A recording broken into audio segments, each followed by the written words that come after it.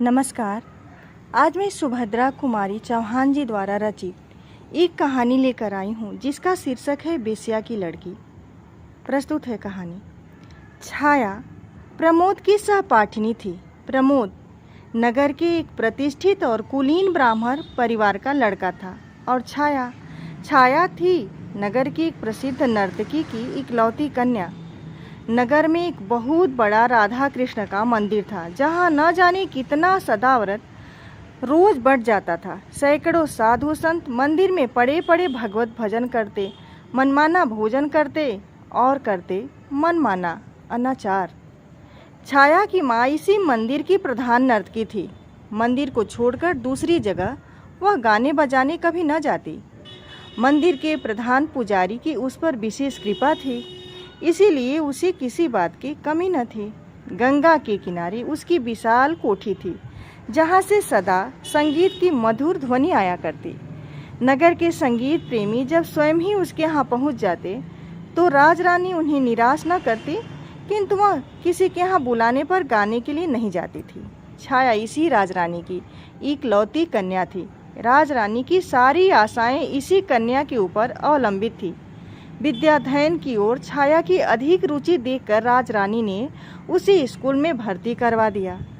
छाया नगर की कुछ पुरानी प्रथा के अनुयायियों के विरोध करने पर भी कुलीन घर की लड़कियों के साथ पढ़ते पढ़ते कॉलेज तक पहुंच गई और जिस दिन पहले पहल वह कॉलेज पहुंची, प्रमोद से उसकी जान पहचान हो गई।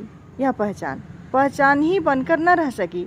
धीरे धीरे वह मित्रता में परिवर्तित हुई और अंत में उसने प्रणय का रूप धारण कर लिया, जिसका परिणाम यह हुआ कि परिवार वालों का विरोध, तिरस्कार और प्रताड़ना न तो प्रमोद को ही उसके पद से विचलित कर सका, न छाया को।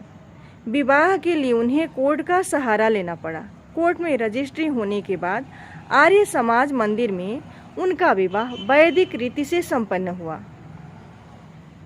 अग्नि को साक्षी देकर वह दोनों पति पत्नी के पवित्र बंधन में बंध गए।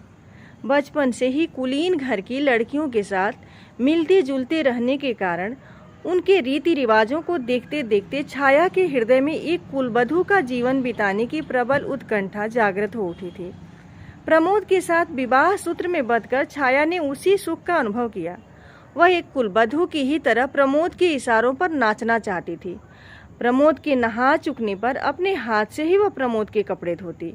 अभ्यस्त न होने पर भी दोनों समय प्रमोद के लिए वह अपने ही हाथ से भोजन बनाती और थाली परोसने के बाद जब तक प्रमोद भोजन करते वह उन्हें पंखा झला करती।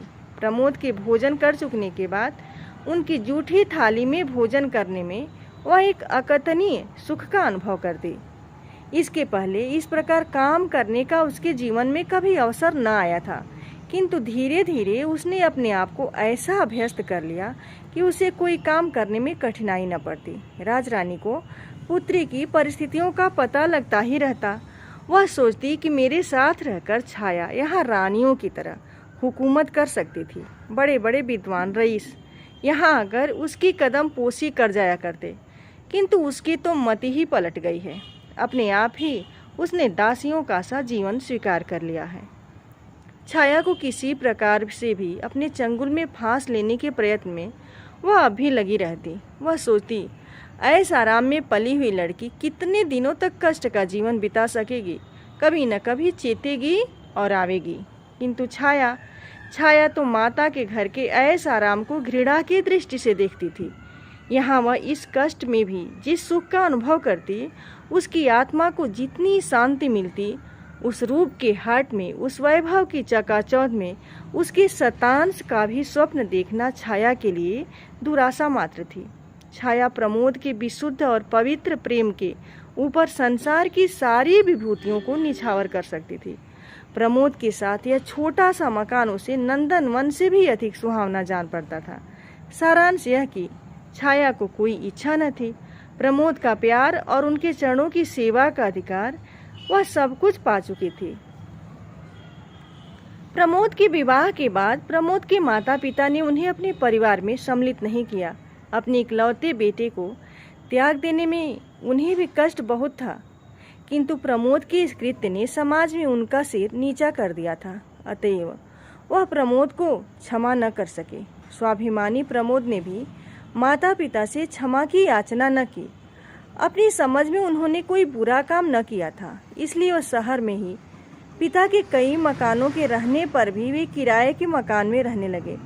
परिवार और समाज ने प्रमोद को त्याग दिया था, किंतु उनके पीछे कुछ अपने ऐसे मित्र थे जो उन्हें इस समय भी अपनाए हुए थे।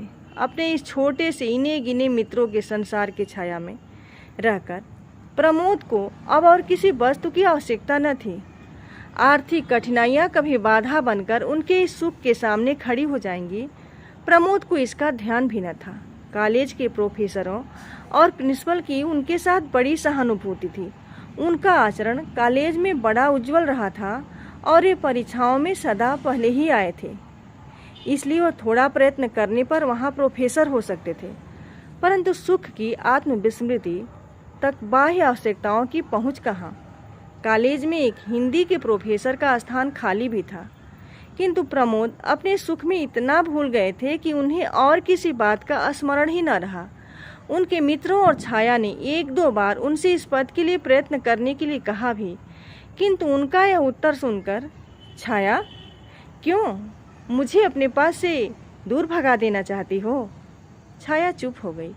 उसे अधिक कहने का साहस न हुआ। वह प्रमोद के भाविक स्वभाव से भली भांति परिचित थी। छोटी छोटी साधारण बातों का भी उनके हृदय पर बड़ा गहरा प्रभाव पड़ता था। यौवन जनित उन्माद और लालसाएं चिरस्थायी नहीं होती।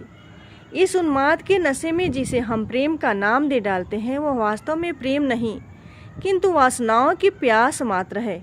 लगातार 6 महीने तक छाया के साथ रहकर अब प्रमोद की आंखों में भी छाया के प्रेम और सौंदर्य का वह महत्व न रह गया था जो पहले था। अब वह नशा कहाँ था। उन्हें अपने कर्तव्य का ज्ञान हुआ। उन्हें अब ऐसा जान पड़ता जैसे उन्होंने कोई बहुत बड़ी भूल कर डाली। आर्थिक कठिनाइयाँ भी उन्हें पद पद पर सूल की तरह कष्ट पहुँचा रही थी। इसके अतिरिक्त माता पिता के स्नेह का अभाव उन्हें अब बहुत खटक रहा था। उनका चित्त व्याकुल सा रहता। बार बार उन्हें स्नेह की शीतल छाया में दौड़कर शांति पाने के लिए उनका चित्त चंचल हो उठता। माता पिता के स्नेह में जो शीतलता, ममता का मधुर दुलार और जो एक प्रकार की अनुपम शांति मिलती है, वह उन्हें छाया के पास न मिलती। छाया के प्रेम में उन्हें सुख मिलता था, शांति नहीं। स्नेह मिलता था, शीतलता नहीं। आनंद मिलता था, तृप्ति नहीं। अब आगे की कहानी मैं अगले वीडियो में लेकर आऊँगी। आप मेरे चैनल को सब्सक्राइब जरूर कीजिएगा ताकि मैं कहानी का अगला भाग आप तक पहुंचा सकूं। और यह कहानी पसंद आई हो तो आप लाइक कमेंट भी कीजिएगा। धन्यवाद।